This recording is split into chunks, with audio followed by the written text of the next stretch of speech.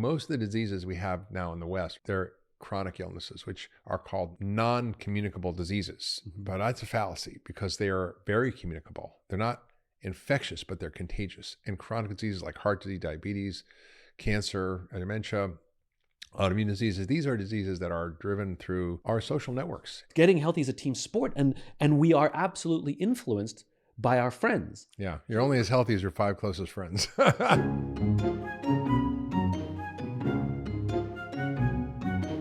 My big thing right now is I'm writing about friendship. Yeah.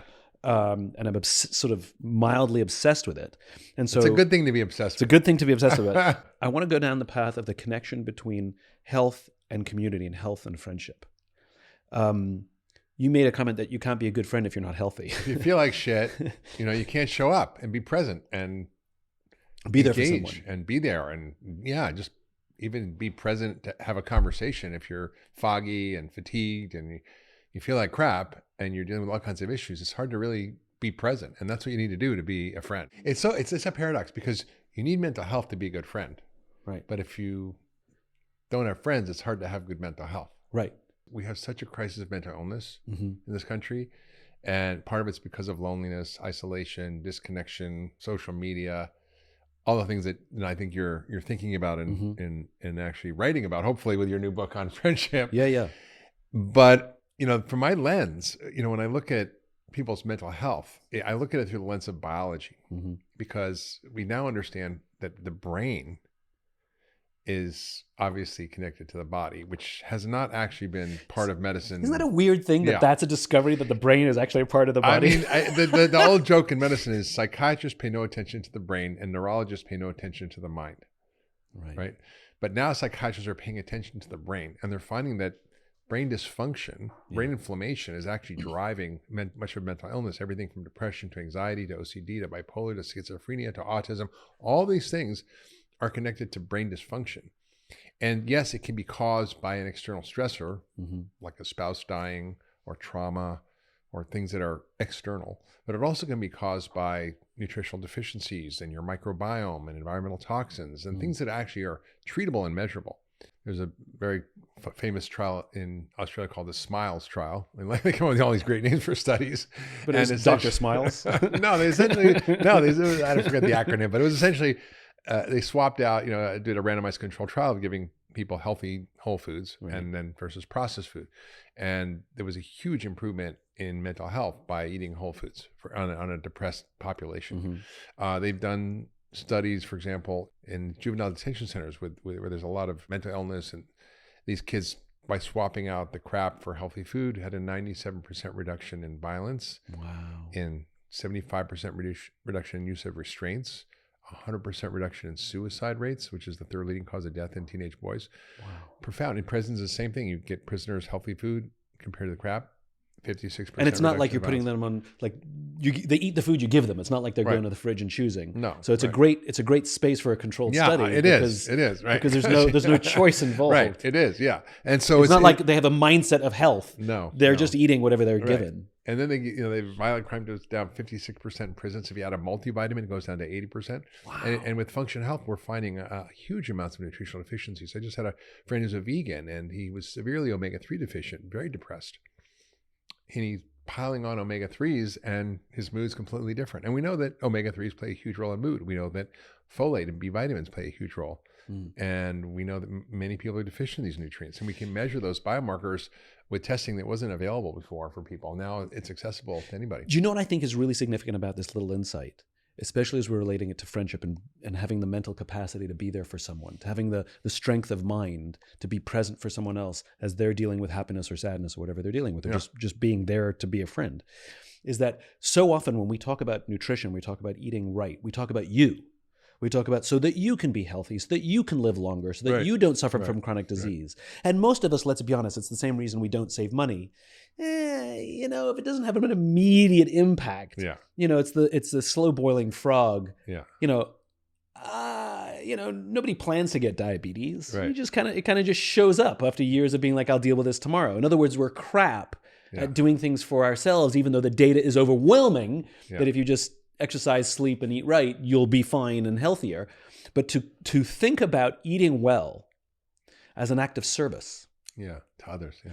That I choose to eat well, not for me, though I may get benefits from it, as an unintended byproduct. Yeah. I choose to eat well so that I can be a better friend to you. I choose to eat well so that I can be a better parent to my kids, so I'm less grumpy and less agitated. Yeah, that's right. And to think of that, I think, as an act of service. Yeah. Yeah, that's right. Right? Well, so, illness starts with I. Wellness starts with we. Oh yeah. Isn't that true? And so I think the correlation, and this is the thing that it drives me nuts when we think about things like innovation, or we think about things like or health, is we make it a very I thing. You have to get healthy. You have to take a multivitamin. You have to exercise. You have to sleep. Yeah. But we don't make it about a we. Right. And you know the data better than I do, that when there's a group of people who are overweight and one of them decides to go on a diet, the disproportionately high number of them will decide to go on a diet. Yeah. If there's a group of smokers and one of them says, I'm going to stop smoking, a disproportionately high number of them getting healthy is a team sport. Getting healthy is a team sport, and we are absolutely influenced by our friends. Yeah. You're only as healthy as your 5 closest friends. So it raises the question, because clearly we're failing as a people, as a nation, at doing all the things you recommend, because most of the things you recommend, at the high level, what you recommend is a lot of work. Right? It can be or not. It's just what you set up for yourself. But at a functional level, a lot of the stuff that you recommend is not difficult, not expensive, and pretty basic. Yeah, it's kind of silly, but it is. Yeah. Right? Yeah. And yet, for not any more money, I mean, you can buy broccoli cheaper than you can buy McDonald's, For not more money, a little bit of effort, but not complicated things, we can all live much healthier lives, and yet we're not. And so it raises the question, are we banging our heads against the wall? We're repeating the same behavior, expecting a different result. That maybe the drumbeat from the health establishment of change the way you eat, get more sleep, maybe work out. Yeah. Like we're all exhausted. We all know that. It's not like you're like. I think a lot of us know it, but there's a whole subset of our population that doesn't know what it means to eat well. Different problem. Yeah. Different problem. I completely agree. It's shocking to me, but it's true even and it's because the food industry has been so good at manipulating the public to think that certain foods are healthy that are not. And they put health claims on labels of stuff that's the worst possible food. All natural, which means nothing. My basic rule is if it has a health claim on the label, it's bad for you. Don't eat it. If it has a health claim on the label, because if it's trying to hide something, it's trying to hide something. Right. It's like low fat, low sugar, sugar free. What else is going on in there? I mean, it's like my like I love high fiber. My Cheerios. Favorite ones are new and improved formula. Like, wait, what was in the old one? Like, So you were kind of going in the rabbit hole of we know what to do. Why don't we do it? Why don't we do it? And I'm asking the question. Maybe if we refocused our attention in a different place, let's call it friendship. Mm-hmm. And the way I've been talking about it is with the rising rates of anxiety and depression and mental fitness challenges and inability to cope with stress, and then the worst case suicide, even the obsession with longevity. I'll throw that one in as well.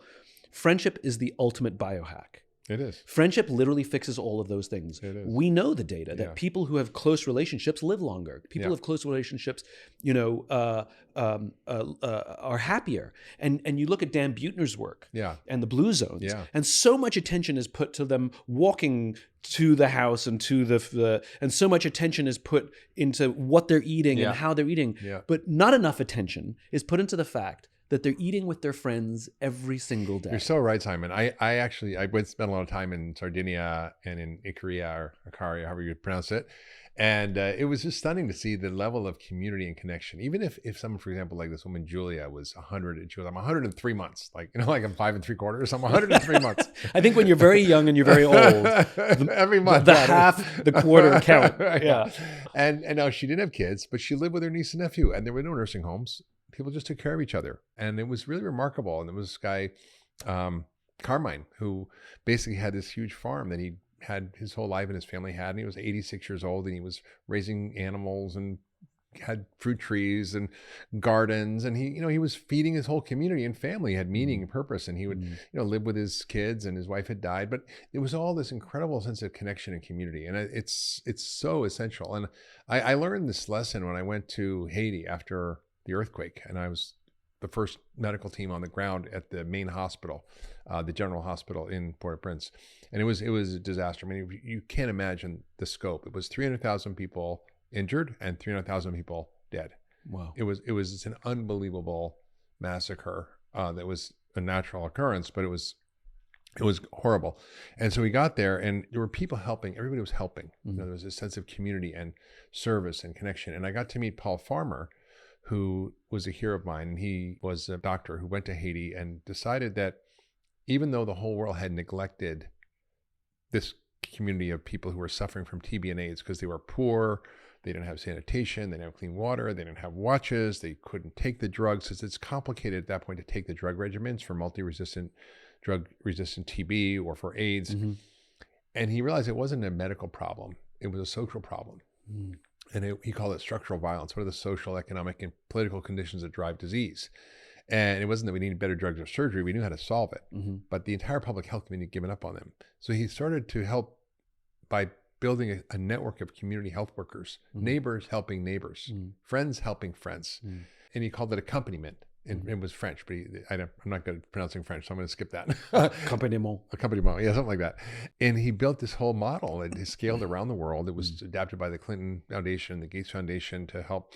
He did this in Peru. He did this in prisons in Russia. He did this everywhere where people were struggling, in Rwanda, built hospitals. And it was an incredible model. And I realized that most of the diseases we have now in the West are not infectious diseases. They're chronic illnesses, which are called non-communicable. What's the difference?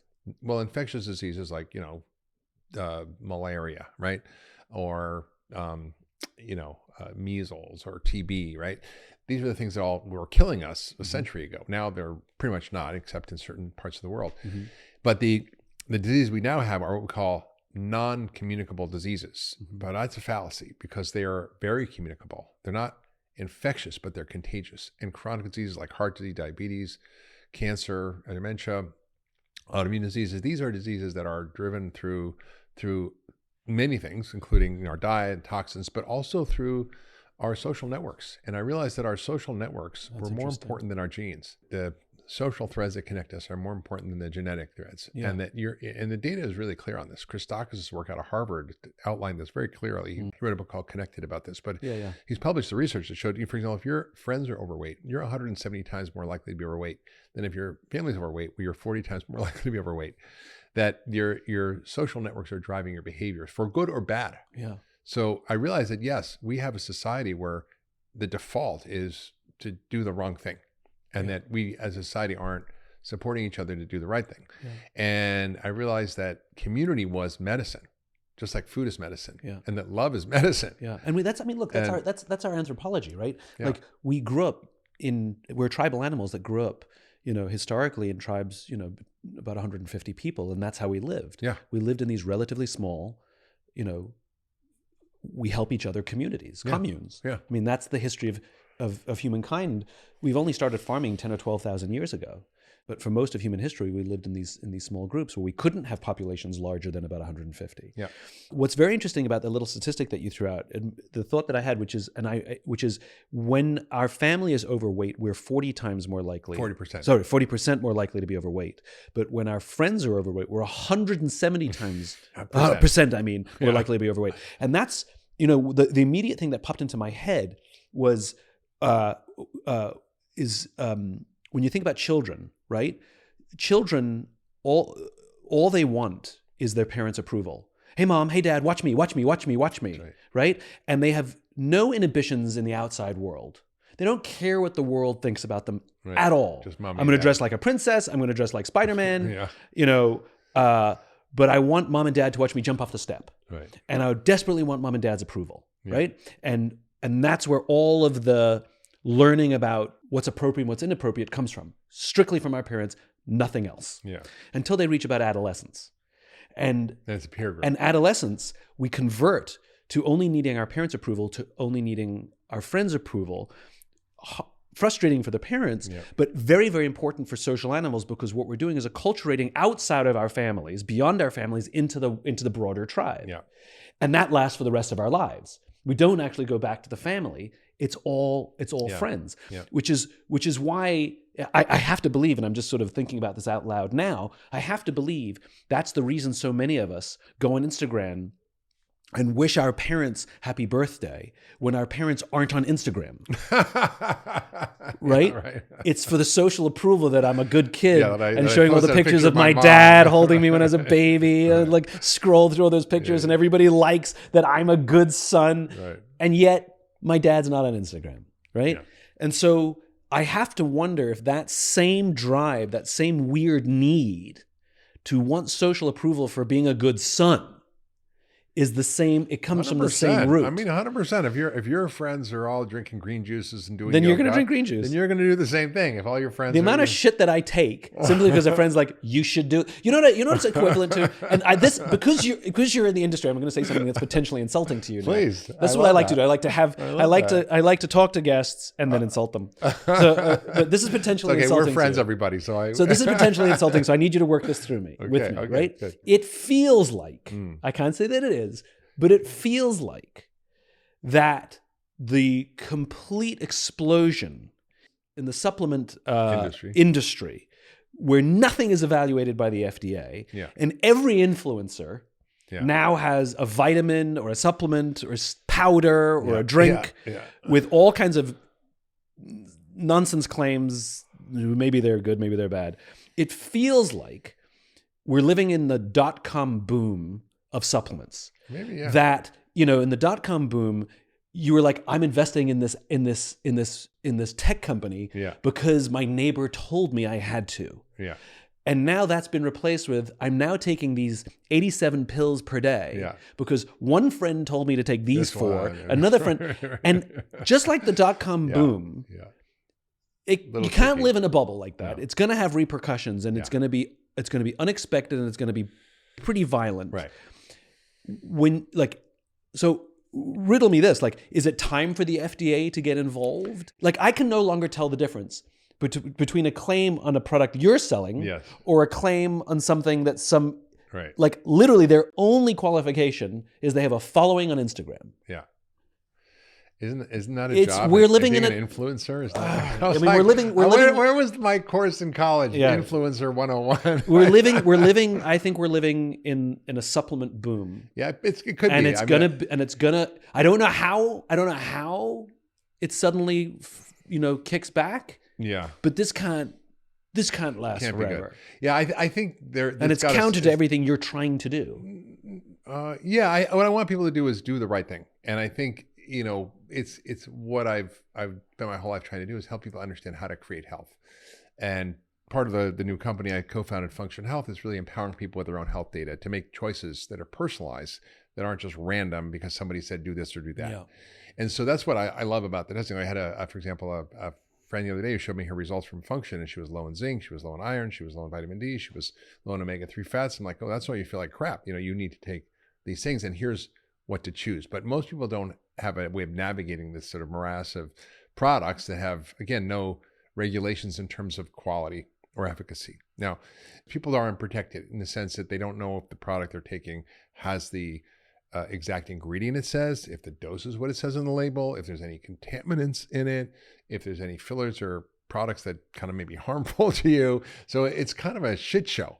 And so as a physician, I've spent a lot of time investigating which companies are using pharmaceutical manufacturing practices, which do testing before and after their product. So they know that the purity and potency is exactly right. And they throw the product out if it isn't.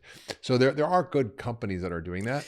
But it's like know. You can't unless you know what to ask. I did a thing a while ago where there's a way to learn about where it, they took my blood and they evaluated all of everything in my blood from, you name it, all the minerals and everything I'm supposed to get and have. Yeah. And then they made a personalized cocktail, a personalized smoothie. Yeah. That replaced all my things, and I'm supposed to come back every 6 months. Yeah. And it was really interesting. And then I talked to a doctor who walks me through my results. Yeah. And then they give me my smoothie, and the only choice I get is what flavor. And And it sounded good until I was like, I don't even know if this is bullshit. Yeah. If they're just like, I don't. Well, that's a problem. If someone's selling you something but off of something else, that can be a problem. It's not always a problem, but if you're saying, I've do done these tests all of the and take things these for a little pills, bit. Like right. I took AG1 for a few months, and that was fine until I was like, I don't know. I mean, I do all these things. I feel the same. Like I've done AG1, I've done colostrum, and again, all because somebody's like, you should try it, and there are people who I trust. That's why I did it. Yeah. And they like, you take these things, like it boosts your immune system.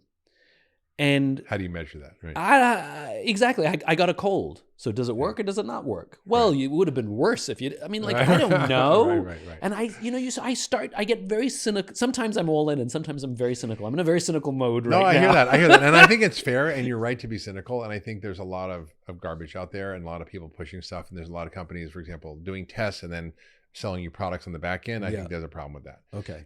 For example, Function Health, we don't do that at all. We just say, okay, for example, you have these things that you found that you need to fix that are affecting your health and well-being, and here's how to make a decision. Like, for example, we have a 30-page guide on how to choose the right supplements. We don't sell anything. And you don't take kickbacks from the products that you recommend. No kickbacks. No, we don't. No. We're completely agnostic. We don't have any. Do whatever you want. You just need this. Yeah, but not only do I want, but if you need something, here's how to choose the right product. Here's how to investigate the company, and here's the questions to ask, and here's what to look for, and here's how to make a good decision. So we teach you how to fish, not giving you a fish. I like that you're doing this, but remember I'm in a cynical mode. What else is new? Which is when there's a good business model, even if it's for the greater good. Because money is fuel, and that's totally fine. That means you will have competition, and other people will start doing similar things. And then we're back at square one, which is all of these companies are going to be funded by VC. And you and I know too well, unfortunately, the way VC and PE works, which is they all are wonderful. They're all fantastic in the beginning, and they're so behind you in your vision at the beginning, and just wait 3 to 5 to 7 years, and all of a sudden the pressures start to show up, and the growth, we want growth because that's our business model, not your business model. Yeah. And then all of a sudden, especially if you've given up controlling interests, you will have built up this beautiful brand. You get fired from your own company, and the number of companies that have where the brand Aveda, Burt's Bees, Kashi, Amy's. Yeah. These were... Well, they got bought by Kraft. They were all great brands that built their brands based on like Aveda or Burt's Bees, natural ingredients. And we believed it because the founders were true. And then they sold to Kraft and L'Oreal and whoever buys these companies. They strip the beautiful things out, put the shit in because they can increase margin. Yeah. But we're none the wiser. We don't know... Right. Which CEOs got fired from beautiful companies. We don't know that these companies are owned by large conglomerates that are driven by shareholder value. And then we end up suffering for these products that we were told were good, and they were good until they weren't good. Yeah, that's true. And we're back at square one. Yeah, that's true. So I think we should just have friends. And well, let's get back to the conversation about friendship, because I think that the fundamental thing is we should garden and farm with our friends. That's and good. Then eat our own food. Well, we can't live. I mean, when you look at the subsistence farming, that's what I think it's right. I mean, I think community gardens are amazing. I think they're a great service for people, and I think that what we're finding is that loneliness is as big a killer as anything else. Some have said it's equivalent to smoking 2 packs of cigarettes a day, and how many, especially men, don't have someone who's a good friend? Yeah. How many people don't have somebody to call when shit goes down? I go back to the work that I did some years ago when I was writing Leaders Eat Last with Alcoholics Anonymous. If you want to overcome alcoholism, there's a 12-step program. Most of us are familiar with the first step. Admit you have a problem. Yeah. Okay, let's say I'm depressed or I'm lonely. Let's admit that's the problem, right? But it's the 12th step that people don't talk about. Right. And Alcoholics Anonymous knows, exactly. Alcoholics Anonymous knows that you can master 11 steps and not the 12th, and you will succumb to the disease. Yeah. And it's exactly to help another alcoholic. It's service. Yeah. And so I think the people who are the most lonely are the ones who have to go first.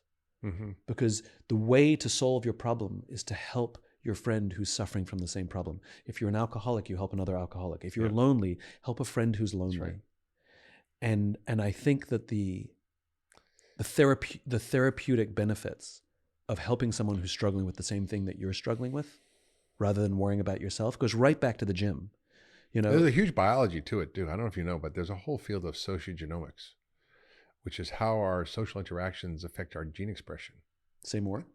So if you're in a conflictual relationship with someone, your inflammatory genes are turned on. Literally, not just your emotions are inflamed, but your biology turns on the inflammation system. Like fight or flight kind of stuff? Not fight or flight. Just if you're like in a shitty relationship, or if you're fighting with someone, or you have a conflict, you turn on inflammatory genes that then increase expression of cytokines that cause inflammation and that cause disease. And all chronic disease, from depression to heart disease to diabetes to obesity to Alzheimer's, are all inflammatory diseases.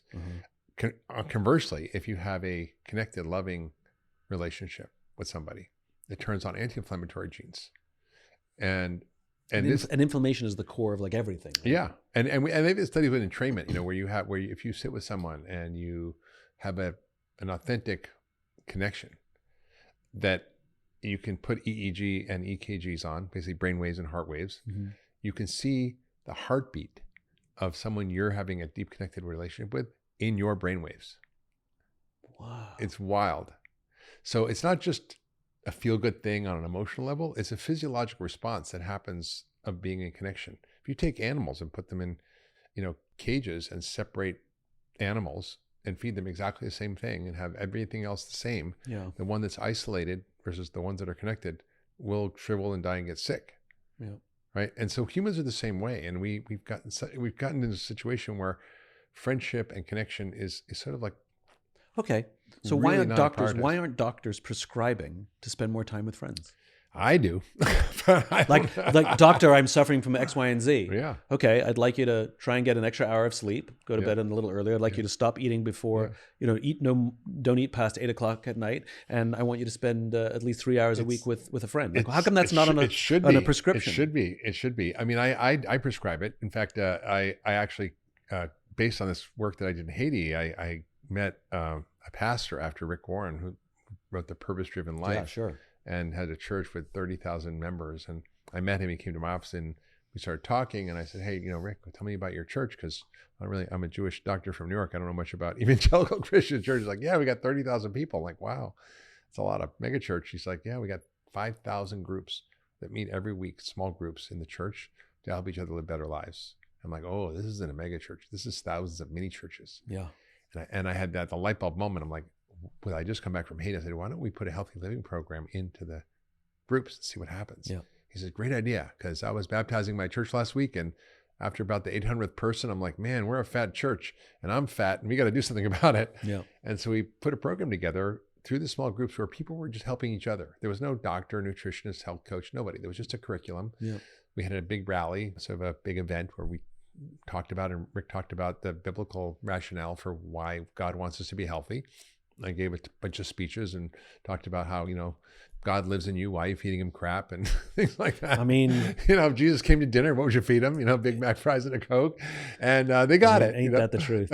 And, ain't that the truth? Yeah. If Jesus came to dinner, what would you feed him? Exactly. So they got it. I said, if you feel like crap, how are you going to serve God? How are you going to serve each other? You've got to take care of your body. And so they got it. And they did this together in community. It was jogging for Jesus and all these incredible. It's great. It was incredible. And they lost together 250,000 pounds in the first year, and they did it together. And then I took that same model and I applied it at Cleveland Clinic, where we created small groups where people helped each other. We did research on us and published it. There were 3 times better health outcomes on validated metrics of health outcomes compared to one-on-one visits for the same condition with the same doctors.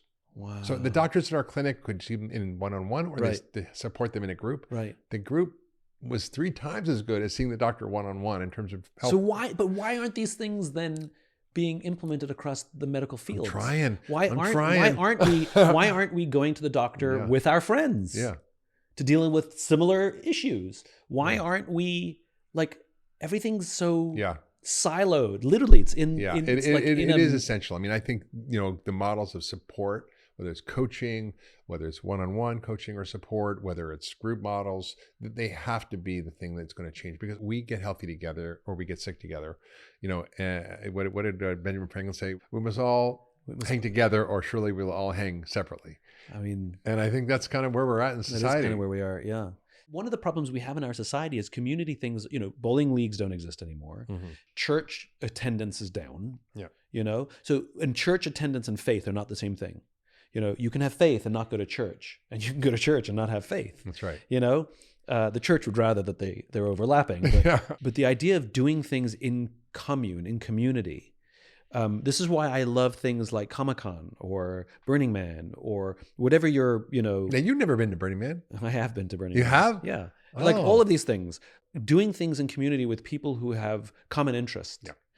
And one of the questions I'm getting since I've started talking about friendship, it's amazing how many people are coming up to me who are of all ages, of all income levels, who are saying to me, I don't know how to make friends. Yeah. I struggle to make friends. Because we're afraid to be authentic. I mean, that's the hard part, right? Have you ever struggled to make friends? When I was a kid, I didn't have any.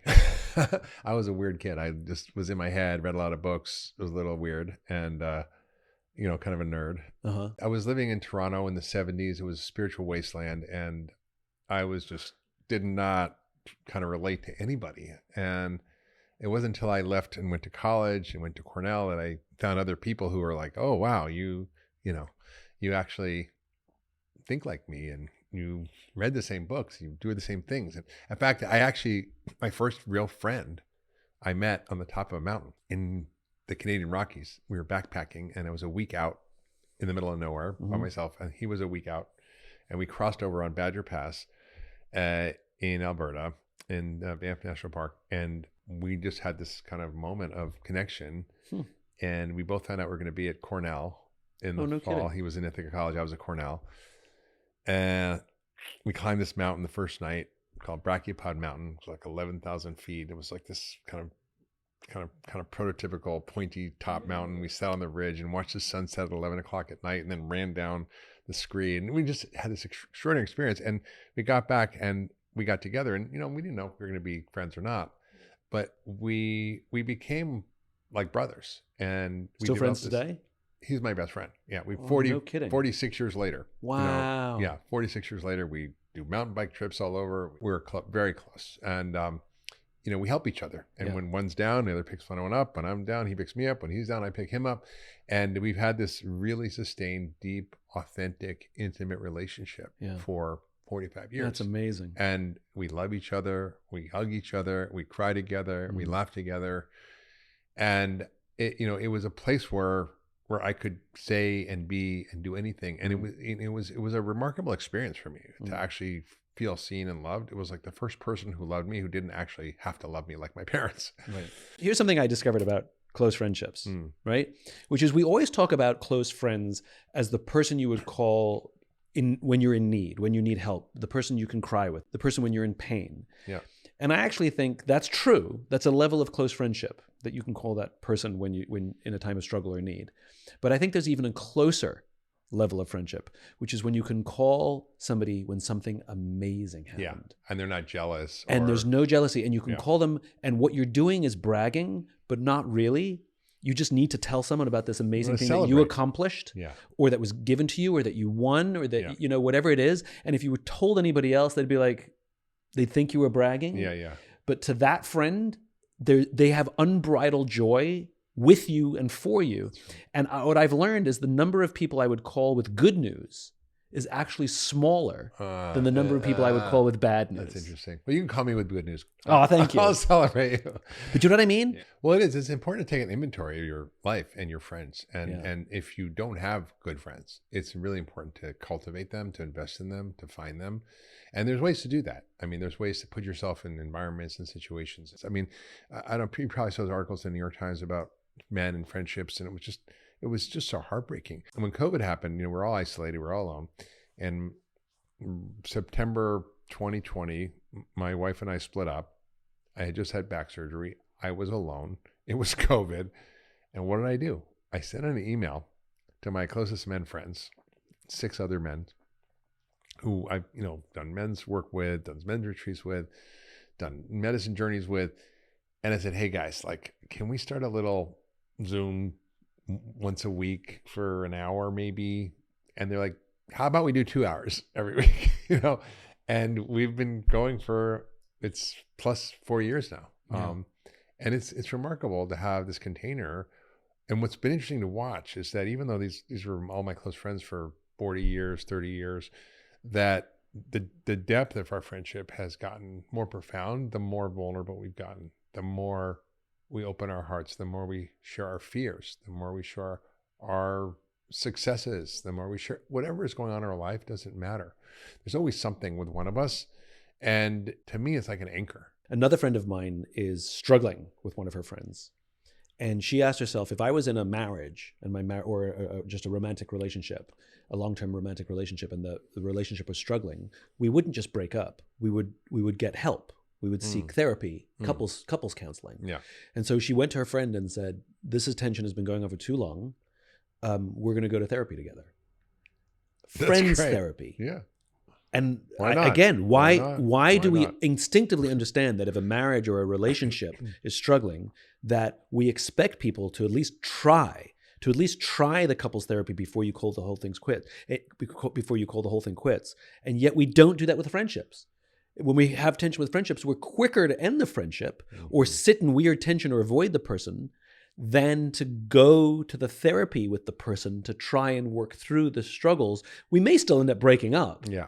Yeah. But let's at least put in the effort to rescue this friendship that we claim we care about. Yeah. I love the idea of friendship counseling.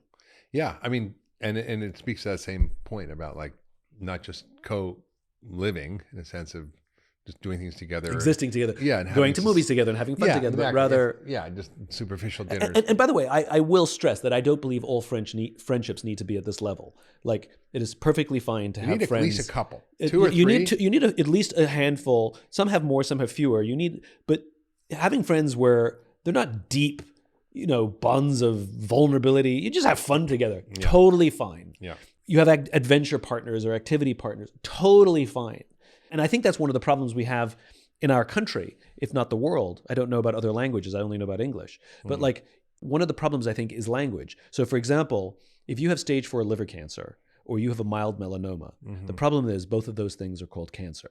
But they're clearly not the same thing. No. But we use the same word. Right. I have a skin cancer. Right. Exactly. I was like, you're fine. Right. What did Larry David say? It's the good cancer. And I think we do that. I think we have very few taxonomies. We have very few words for friends. And so I've started using best friend. Yeah, that's pretty much it. And even then, best friend is sometimes a little overused. So I've started really trying to add more language. When somebody says, hey, aren't you friends with them? I go, I'm friendly with them. Or somebody says, aren't you close with them? I'm like, no, they're an acquaintance. Or they're a work friend. Yeah. And so I've actually started to use the language for my own clarity and for other people's clarity, that everybody that I know is not my friend. Right. I know them. Sometimes I like them. Or I'll say, it's a new friendship. Or we're friendly. And I've become really good about sort of categorizing people, because some I want to invest in, and some I'm okay with them being at that level, but I want both myself and everyone around me to make no mistake. Not everybody I know is my friend that I'm going to like. You can't have an infinite number. I can't have an infinite number. Because it takes time. It takes time. And investment is a real thing. Yeah. And that's the thing I think we neglect, right? Is making a deliberate effort to spend time with friends, to do special things, to kind of take the time to slow down and stop. I think so. And actually have conversations that matter. And it's the kind of the last thing we tend to think about. Yeah. But as we talked about earlier on, this is a central part of happiness, of joy, of longevity, of health. By the way, go back to that longevity thing. You're in that space, and you know more of them, but I know some of the folks who are sort of like the longevity folks. Yeah. And I find a lot of them are very unhappy people. Yeah. Joy, right? Where's the joy? These guys, mostly men, who are obsessed with longevity, and they're taking all of the measurements, and they're taking all the vitamins and supplements, and they're doing all the exercises, and they're doing all the things, and everything's scheduled and highlighted. And I find them not very happy people. No. You know? have to find the joy. Maybe work out a little less. Don't worry about if you miss the supplement, and maybe just hang with friends. I bet. I mean, the data will prove it out. Like, we have to wait a bunch of years because the longevity obsessives, the only way we'll know if it works or not is when they die. Yeah. And if and if they will be happy and healthy in old age. Because nobody wants to live a long time and be decrepit. No. You know? And so we have no choice. That's why we'll have to wait it out. Most of my friends are in their 30s and 40s now because a lot of my older friends have just sort of checked out. And, but we have to redo this podcast in 40 years and see if all the longevity obsessives, if they're still around or if they're dead. I'm going to do a Vegas betting pool here, which is I would bet that the people who are healthy-ish, like they're not unhealthy, but they're not obsessively healthy. Yeah. Right? Like, yes, they get enough sleep. Yes, they eat mostly well. You know, like good. They do the basics. They do the basics. They're not unhealthy. Yeah. Is the way I would define them. But they're spend a ton of time with friends, and they have a fantastic sense of humor, and they love to laugh. I will bet money that those people will live longer than all of the folks who are measuring and powdering. And I mean, it's evolutionary. I mean, I don't know if you know, E.O. Wilson wrote a book called The Social Conquest of the Earth about from ants to humans, how we have to work together to survive. Yeah. And that, in fact, altruism is a built-in phenomena, and that it activates the same neural circuits as heroin or cocaine or sugar in terms of the nucleus accumbens and the pleasure. And I remember this. It sounds kind of weird to say, but when I was in Haiti and I was sleeping 4 hours a night and I was working, helping people all day, you were happy, barely right? eating anything, probably dehydrated in the hot sun. I felt like this sense of happiness and joy like I'd never felt. And it was weird because I was in the middle of this disaster with people with limbs amputated and dead people everywhere. But something was happening in me where I was in service of others. Yeah. I wasn't thinking about myself.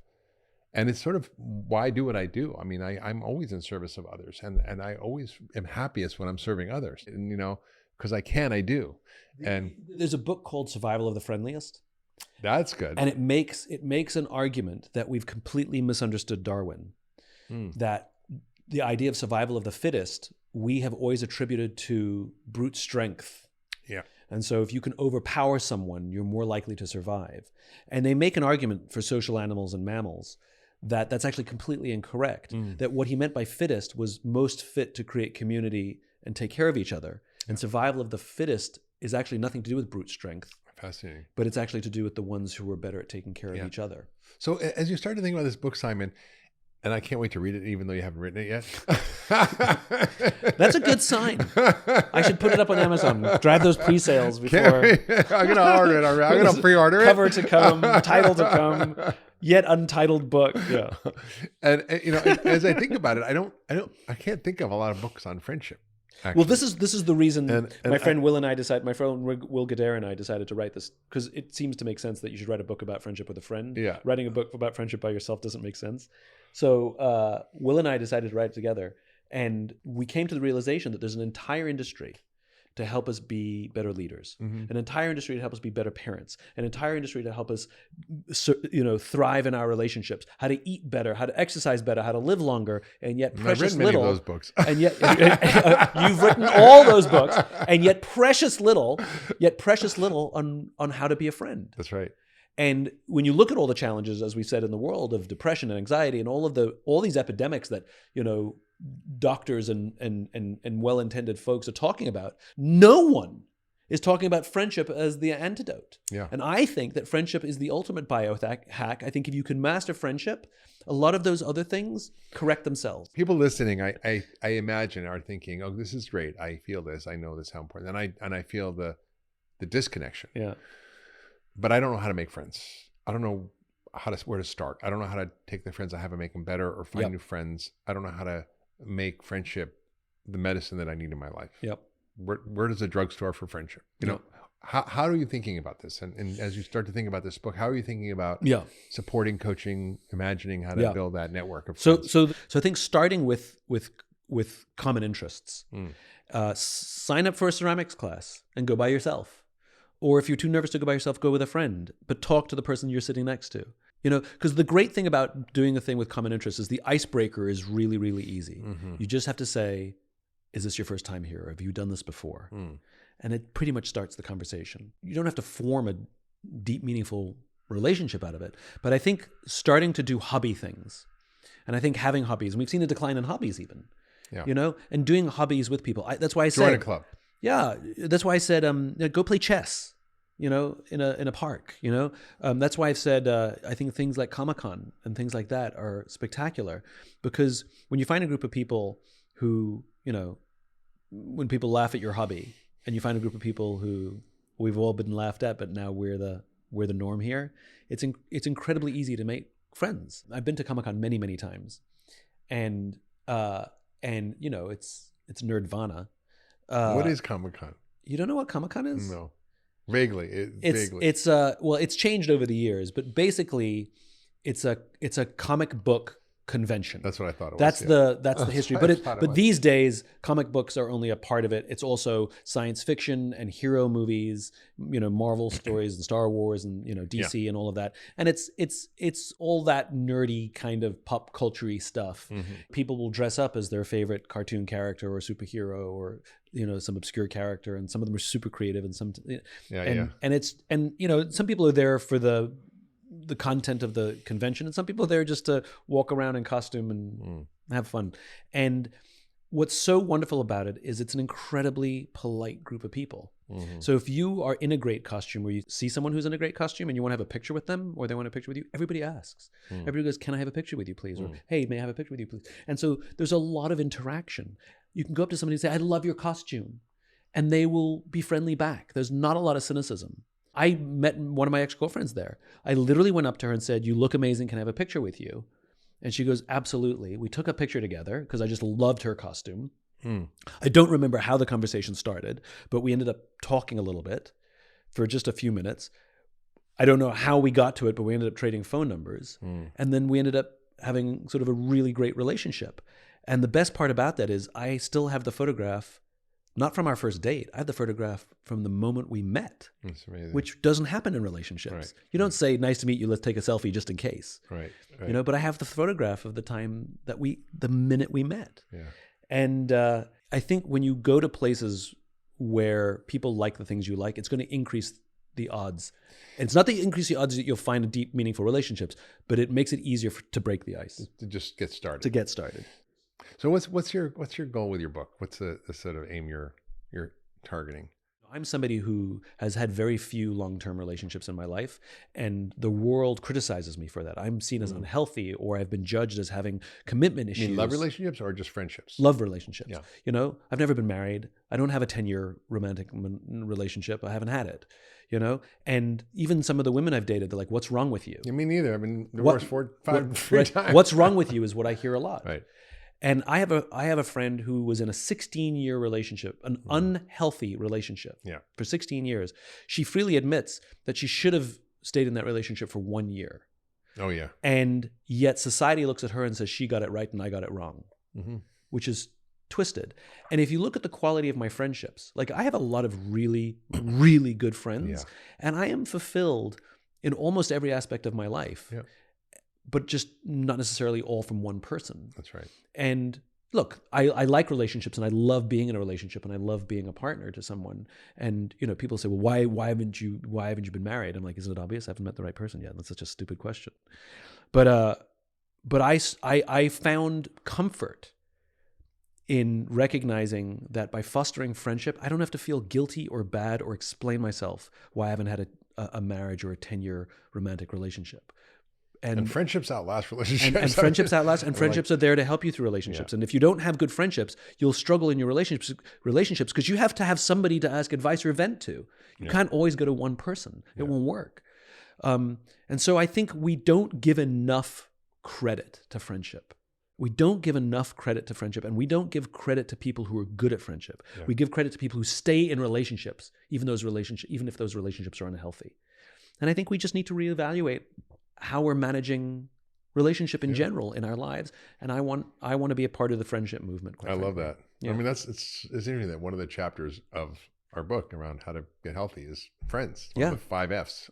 Yeah, exactly. Amen. Mark, I so appreciate you coming in, to get a physician's perspective, especially the work that you do, because your work is so different than traditional medicine where we treat illness, where your work is really about staying healthy and living healthy, and you'll never get ill, or your body will know how to fix itself. That's right. That friendship is a core part of staying healthy and helping the body fix itself and prevent itself from getting ill. Yeah, the biology of friendship. And on that note, my friend, thank you so much for having this conversation with me.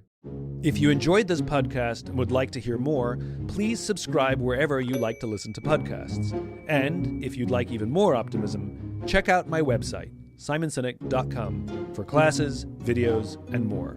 Until then, take care of yourself, take care of each other.